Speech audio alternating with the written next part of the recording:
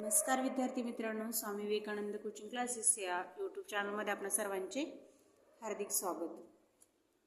तर आज आपण इयत्ता तिसरीतील प्रज्ञाशोध सामान्य परीक्षा या पाठ्यपुस्तकातील विषय भाषा मराठी व गणित सराव प्रश्नपत्रिका क्रमांक 8 पाहणार आहोत। तर या आधीच्या 1 पासून ते 7 पर्यंत आपण या चॅनलवरती अपलोड केलेल्या आहेत, तरी पण आपण जाऊन पाहू शकता। चॅनलला सबस्क्राइब केलं नसेल तर सबस्क्राइब नक्की करा। व्हिडिओ आवडल्यास चॅनलला लाईक करा। चला तर मग आपण ही प्रश्नपत्रिका स्पष्टीकरणासह पाहूयात। तर यामध्ये आपल्याला मराठी आणि गणित, मराठी आपल्याला हा 1 पासून ते 25 पर्यंतचे मराठीचे प्रश्न दिलेले असतात आणि 26 ते 75 प्रश्न हे गणिताचे असतात। दोन्ही मिळून आपल्याला गुण असतात 150। तर विभाग पहिलाच आहे त्याच्यामध्ये मराठी। तर प्रश्न पहिला व दुसरा साठी सूचना, खालील उतारा काळजीपूर्वक वाचा व त्याखालील प्रश्नांच्या उत्तरांचे पर्याय क्रमांक शोधा। तर आपल्या इथे उतारा दिलेला आहे, तर तो आपण वाचूया। शेळी ही पाळीव प्राणी आहे। शेळ्या गरीब असतात, त्या गवत व झाडपाला खातात। शेळ्या ज्या झाडाला तोंड लावतील त्या झाडाची वाढ खुंटते। म्हणूनच अलीकडे शेळ्या बकऱ्यांना चरायला सोडण्यापेक्षा गवत व झाडपाला कापून त्यांना खायला घालावा असे कृषी तज्ञ सांगतात।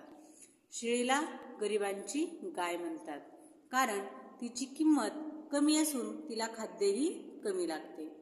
तिचे दूध औषधी असते। शेळीच्या केसापासून लोकर बनवतात। थंड प्रदेशातील शेळ्यांना लांब व मऊ केस असतात। त्यांच्या केसापासून उत्तम प्रतीची लोकर तयार होते। लोकरीपासून शालीही बनवतात। काश्मीरी शाली प्रसिद्ध आहेत। तर यावर आपल्याला 2 क्वेश्चन दिलेले आहेत। तर ते 2 क्वेश्चन आहेत आपले। पहिलाच क्वेश्चन आहे त्यातला, कृषी तज्ञ काय सांगतात। तर कृषी तज्ञ आपल्याला गवत व झाडपाला कापून त्यांना खायला घालावा असे कृषी तज्ञ सांगतात। म्हणजे यातील आपलं उत्तर येईल पर्याय क्रमांक 3, शेळ्या व बकऱ्यांना गवत व झाडपाला कापून खाऊ घालणे हे कृषी तज्ञांनी सांगितलेलं आहे। वरील उतार्यासंबंधी अयोग्य विधान कोणते। तर इथे आपल्याला चुकीचे विधान शोधायचं आहे। तर आपल्याला या पर्यायामध्ये आपल्याला 3 असे विधान असणार आहेत, ते बरोबर असणार आहे। एक विधान हे चुकीचं असणार, या उत्तरामध्ये ते नसणार आहे, म्हणजे चुकीचं असणार आहे। तर इथं पर्याय दिलेला आहे, शेळीचे दूध औषधी असते। तर शेळीचे दूध हे औषधी असते। दुसरा पर्याय आहे, शेळीच्या केसापासून लोकर बनवतात। तर इथे दिलेले आपल्याला शेळीच्या केसापासून लोकर बनवतात। शेळी ज्या झाडाला खाते त्या झाडांची वाढ खुंटते। म्हणजे शेळी ज्या झाडाला तोंड लावतील त्या झाडाची वाढ खुंटते। हे देखील 3ही सत्य विधान आहे। मात्र शेळी ही हिंस्त्र प्राणी आहे, तर हे चुकीचं विधान आहे। त्याच्यामुळं याचा आन्सर येणार आहे पर्याय क्रमांक 4। प्रश्न क्रमांक 3 व 4 साठी सूचना, खालील कविता वाचा व त्या खालील प्रश्नांची उत्तरे पर्यायातून शोधा। तर तुम्हाला इथं कविता दिलेली आहे। वरील उतार्याप्रमाणेच इथे आपल्याला कविता दिलेल्या आहेत। तर त्या कवितेवर आपल्याला 3 व 4 या प्रश्नांची उत्तरे द्यायची आहेत। तर कविता आपण वाचूयात। पिवळे तांबूस ऊन कोवळे, पसरे चौफेर ओढा, नेई सोने वाटे वाहुनिया दूर, झाडांनी किती मुकुट घातले डोईस सोनेरी, कुरणावर शेतात गुलाल चौफेरी, हिरवे हिरवे गार शेत हे सुंदर साळीचे, झोके घेत चौकडे कसे हिरवे गालीचे, सोनेरी मखमली रुपेरी पंख किती कांचे, रंग किती वर तऱ्हेतऱ्हेचे इंद्र धनुष्यांचे। तर त्यावर आपला प्रश्न तिसरा दिला आहे, कोवळ्या उन्हांचा रंग कसा आहे। तर कोवळ्या उन्हांचा रंग हा तांबूस, पिवळा तांबूस आहे। त्यामुळे याचा आन्सर येणार आपलं पर्याय क्रमांक 3। प्रश्न चौथा आहे, सोनेरी मखमली रंग कोणाचे आहे। तर सोनेरी मखमली रंग हे आपल्याला फुलपाखरांच्या पंखांचे दिले आहे. पर्याय क्रमांक 4. प्रश्न 5. सुमन या शब्दाचा समानार्थी शब्द पर्यायातून शोधा. तर सुमन या शब्दाचा आपल्याला समानार्थी शब्द आहे कुसुम आणि फूल. तर मुलगी, कळी हे समानार्थी शब्द नाहीत म्हणून याचा आन्सर येणार आहे अ आणि ब. पर्याय क्रमांक 2. प्रश्न 6. साक्षर या शब्दाचा विरुद्धार्थी शब्द पर्यायातून शोधा. तर साक्षर या शब्दाचा विरुद्धार्थी शब्द आहे निरक्षर. पर्याय क्रमांक 4. प्रश्न 7. पुढील शब्दसमूहाबद्दल योग्य शब्द निवडून त्याचा पर्याय क्रमांक शोधा. दर आठवड्याने प्रसिद्ध होणारे, दर आठवड्याला प्रसिद्ध होतं ते साप्ताहिक, आणि दर महिन्याला प्रसिद्ध होतं ते मासिक, दर 15 दिवसाला प्रसिद्ध होतं त्याला म्हणतात पाक्षिक, आणि दर वर्षाला जे प्रसिद्ध होतं त्याला म्हणतात वार्षिक. तर आपल्याला विचारलेले दर आठवड्याने प्रसिद्ध होणारे, दर आठवड्याने प्रसिद्ध होणारे आहे साप्ताहिक. पर्याय क्रमांक 1. प्रश्न क्रमांक 8. खाली डावीकडे दिलेला जोडशब्द पूर्ण करण्यासाठी योग्य पर्यायाचा क्रमांक शोधा. तर आपल्याला डावीकडे दिलेला आहे औषध. तर औषधाला जोड शब्द आहे औषध पाणी. पर्याय क्रमांक 4. प्रश्न क्रमांक 9. खालील प्रश्नात योग्य उत्तराचा पर्याय क्रमांक शोधा.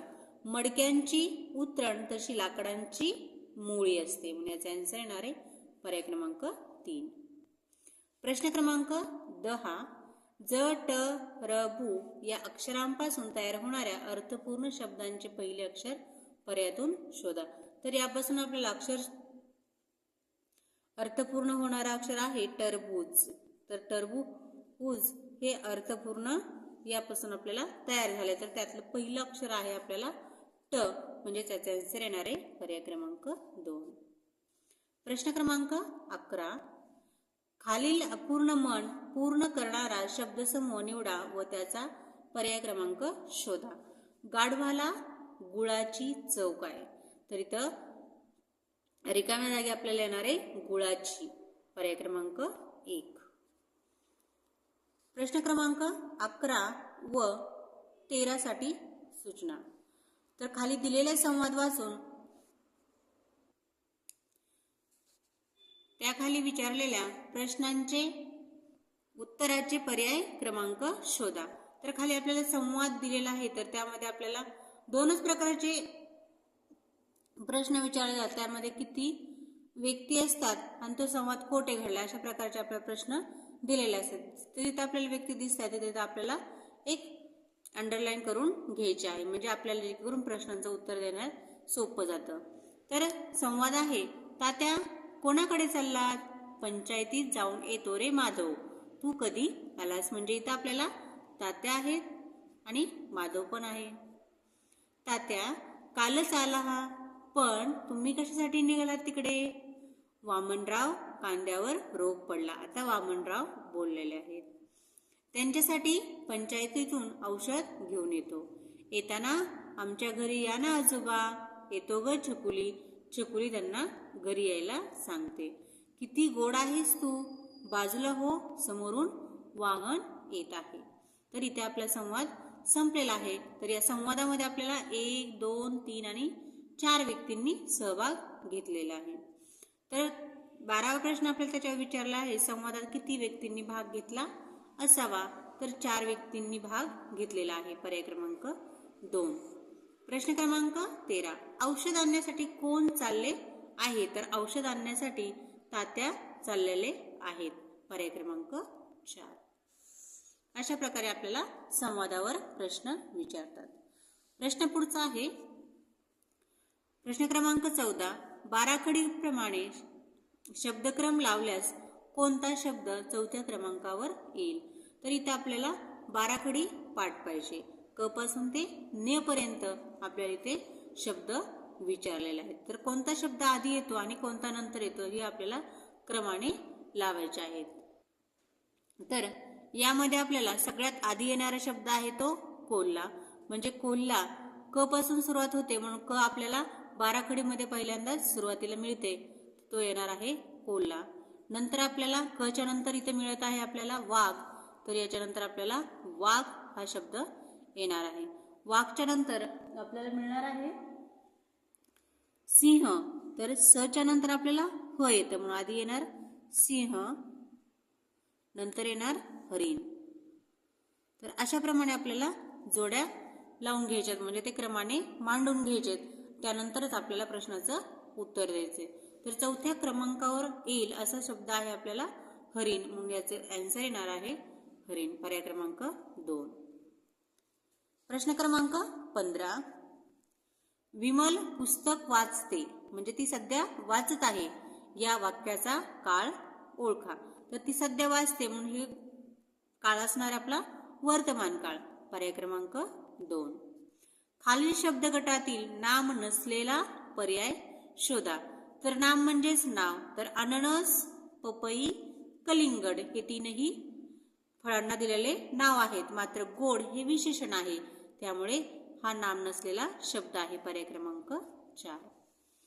प्रश्न क्रमांक 17. खालीलपैकी लिंगानुसार वेगळा शब्द कोणता? तर लिंग आपल्याला हे 3 प्रकारचे दिलेले असतात, तर त्या 3 प्रकारामध्ये आपल्याला तो, ती, ते हे आपल्याला टाकून आपल्याला ते लिंग कोणत्या ह्याच्यामध्ये पडत आहे ते आपल्याला पाहायचं आहे. तर इथं आपण पाहूयात ते मडके, तर इथं आपल्याला हे नपुंसकलिंग आहे ते मडके. इथं आपण ती कळशी, ती घागर, ती बादली, म्हणजे इथं आपल्याला स्त्रीलिंगी तिन्ही दिलेले आहे, मात्र हे मडके हे नपुंसकलिंग आहे, म्हणजे हा वेगळा लिंग आहे, त्याच्यामुळे याचा आन्सर येणार आहे पर्याय 1. प्रश्न क्रमांक 18. किती सुंदर बाग आहे ही, या वाक्यातील अधोरेखित शब्दाची जात ओळखा. तर सुंदर खाली आपल्याला अंडरलाईन केलेला आहे, म्हणजे अधोरेखित शब्द केला, तर याची जात आहे सुंदर, हा विशेष शब्द आहे, म्हणजे विशेषण आहे, पर्याय क्रमांक 1. प्रश्न क्रमांक 19 आणि 21 साठी सूचना. कारण की आपल्याला 19 आणि 21 हे तीनही प्रश्न जे असतात ते आपल्याला एकमेकावर अवलंबून असतात. रिकाम्या जागी योग्य पर्याय निवडून सुसंगत वाक्यांचा परिच्छेद तयार करा. तर अशामध्ये आपल्याला तीनही प्रश्न एकमेकावर अवलंबून असल्यामुळे पटकन पहिल्याचा आन्सर देता येत नाही, त्याच्यामुळे आपल्याला तीनही प्रश्न आधी वाचून करायचे. तर आपला पहिला प्रश्न आहे 19. डॅश महिना उजाडला. 20. भाद्रपद महिन्याच्या चतुर्थीलाच डॅश आगमन झाले. विघ्नहर्ता पाहुण्यांचे सर्वांनी डॅश स्वागत केले. तर विघ्नहर्ता पाहुण्यांचे सर्वांनी उत्साहाने स्वागत केले, आपण त्याचं उत्साहामध्ये स्वागत करतो, म्हणून याचं आन्सर येणार 21 1. भाद्रपद महिन्याच्या चतुर्थीलाच कोण येतं, तर श्री गणरायाचे आगमन झाले, पर्याय क्रमांक 2. प्रश्न क्रमांक 19. डॅश महिना उजाडला, या प्रश्नामध्ये दिलेला आहे आपल्याला भाद्रपद महिन्याच्या चतुर्थीलाच, म्हणजे भाद्रपद हा महिना उजडला, पर्याय क्रमांक 4. अशा प्रकारे आपल्याला प्रश्नांचे उत्तर द्यायचे आहेत. प्रश्न क्रमांक 22. गोदावरी, तापी, कृष्णा, भीमा या महाराष्ट्रातील नद्या आहेत, या वाक्यात कोणते विरामचिन्ह वापरले आहे? तर यामध्ये आपल्याला स्वल्प विराम आणि पूर्ण विराम हे 2 चिन्ह वापरले आहेत, मात्र इथे आपल्याला पर्यायामध्ये फक्त स्वल्प विराम दिलेला आहे, म्हणून याचं उत्तर येईल स्वल्प विराम, पर्याय 2. समान अर्थ असलेली वाक्यप्रचारांची जोडी कोणती? तर इथे आपल्याला समान अर्थ असलेली पाहिजे आहेत. पहिला आहे डोळा लागणे, डोळेझाक करणे. दुसरा आहे गळा काढणे, चेहरा खुलणे. गळा काढणे म्हणजेच रडणे, रडल्यावर चेहरा कुठं खुलतो का? नाही, म्हणजे हे आपल्याला चुकीचं आहे. तोंड देणे, छाती दडपणे, हे पण चुकीचं आहे. खजील होणे, चेहरा पडणे म्हणजे नाराज होणे, हे तर 4थ्या क्रमांकाचा आपल्याला बरोबर येईल. या दोन्हीचे अर्थ समान आहेत, पर्याय क्रमांक 4. प्रश्न क्रमांक 24. सोबतच्या आकृतीत रिकाम्या जागी कोणते अक्षर लिहिल्यास आडवा शब्द धरणी व उभा शब्द रात्र या अर्थाचा तयार होईल? तर इथे आपल्याला धरणी म्हणजेच काय? जमीन. तर जमीन आपल्याला पर्याय क्रमांक 2 मधील जर आपण इथं ज टाकलं तर यापासून आपल्याला जमीन हा शब्द तयार होतो आणि असं आपल्याला रजनी, रजनी म्हणजेच रात्र, जमीन म्हणजेच धरणी, तर दोन्ही शब्द आपल्याला इथं तयार होतात. म्हणून आपण यामध्ये पर्याय क्रमांक 2 ज हा शब्द इथे अर्थाचा होत आहे. प्रश्न क्रमांक 25 खालील पर्याय शब्द व त्यांचा अर्थ दिला आहे. चुकीच्या जोडीचा पर्याय शोधा. तिथं आपल्याला शब्द दिला आहे आणि त्याचा अर्थ पण दिलेला आहे. तर तिथं आपल्याला चुकीच्या जोडीचा शोधायचा आहे. म्हणजे बरोबर असणारे आपल्याला लिहायचे नाही, जे चुकीचे तेच पाहायचे. तर इथं आपल्याला हात पाणी, तर हाताला पाणी हे समानार्थी शब्द नाही येतं, त्याचा अर्थ नाहीये. वीज सौदामिनी, तर वीज सौदामिनी हे शब्दाचा अर्थ आहे. क स्त्री कामिनी, हे पण स्त्री आणि कामिनी याचा अर्थ आहे. चौथा चंद्र दिनमणी, चंद्र आणि दिनमणी हे पण चुकीची जोडी आहे. म्हणजे पर्याय अ आणि 4 ते दोन्ही शब्द आपल्याला चुकीचे दिलेले आहेत. म्हणजे अ आणि ड, इथं आपल्याला ड पर्याय द्यायचा आहे, चुकून त्यांच्याकडून 4 झाले इथं. म्हणजेच फक्त अ व ड ही आपल्याला उत्तर येईल पर्याय क्रमांक 4. तर अशा पद्धतीने आपण खालील गणित हा आपण स्पष्टीकरणासह पाहणार आहोत, पण हा पुढील व्हिडिओमध्ये पाहूयात. व्हिडिओ आवडल्यास व्हिडिओला लाईक करा, शेअर करा आणि सबस्क्राईब करा. धन्यवाद बालमित्रांनो.